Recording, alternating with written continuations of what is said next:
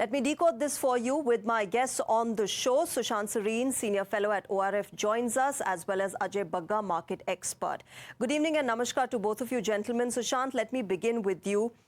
How seriously should India be taking such threats of, the so-called tariff sledging or punishment tariffs, as the Western world would like to call them, against India?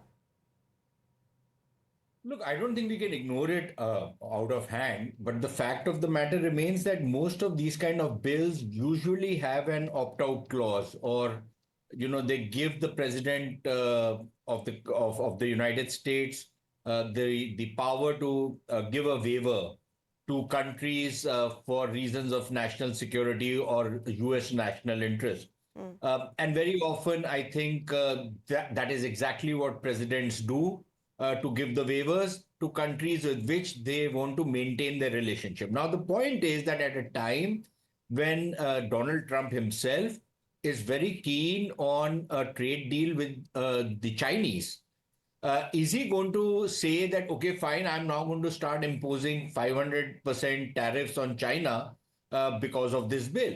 Or will he say that, okay, fine, this bill has come, but I will give them an opt-out and then use that as a kind of a favor he'll try to show to the Chinese? And I think that is where India will also probably fit in. Now, if indeed they were to start imposing, and India was not to get the waiver and they were to impose 500% duties, that means the end of trade between India and the United States.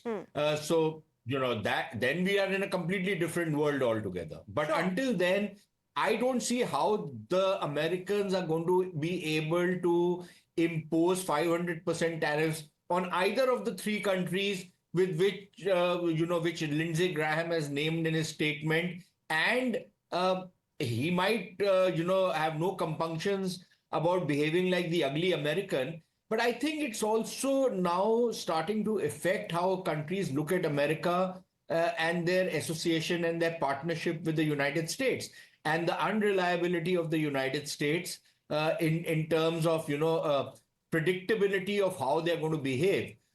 It's not just about this particular government, because I think Trumpism is here to stay, even if Trump is not going to stay for more than 3 years.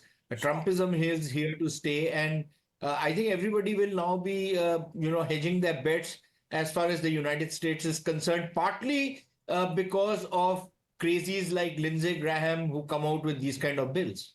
Absolutely. But let me take this unreliability bit to Ajay Bagga. Ajay Bagga, India has been preparing, it is still preparing, and I'm sure it will prepare in the future as well, as far as dealing with Donald Trump's unreliability is concerned. The entire, bizarre things that come out of the White House, we all are witness to it. But as far as our preparation is concerned, if at all these sanctions come into place, these tariffs come into place that US and Europe both keep on threatening us with, do you think we're well prepared to handle them?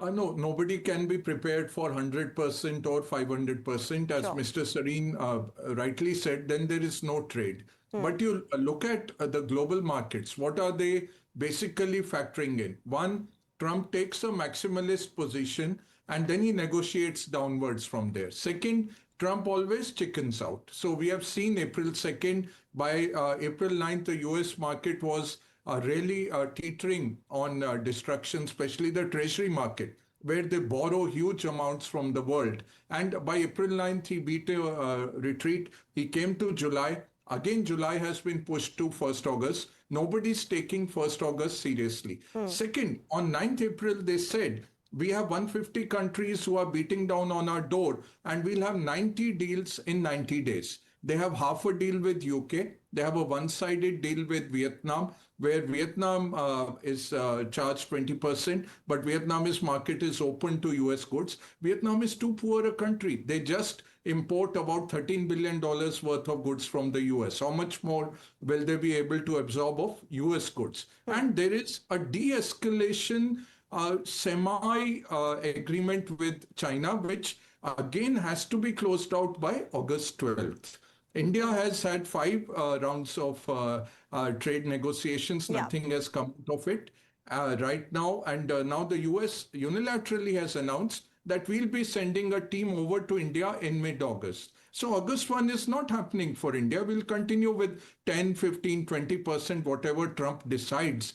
The US Customs actually wants closure by July 24th, because just like our GST, imagine the custom guys with 5,000 goods, and then you multiply it with 150 countries, including the Penguin Islands, which are also tariffed. They have to charge tariffs by August 1. They can't. So what Trump is saying, there is no deal, but if I issue a letter, that will be considered a deal. So they have watered it down. This 100% is not happening, but a deal also is not happening. And what Mr. So Ajay Sareen Bagga, said, while these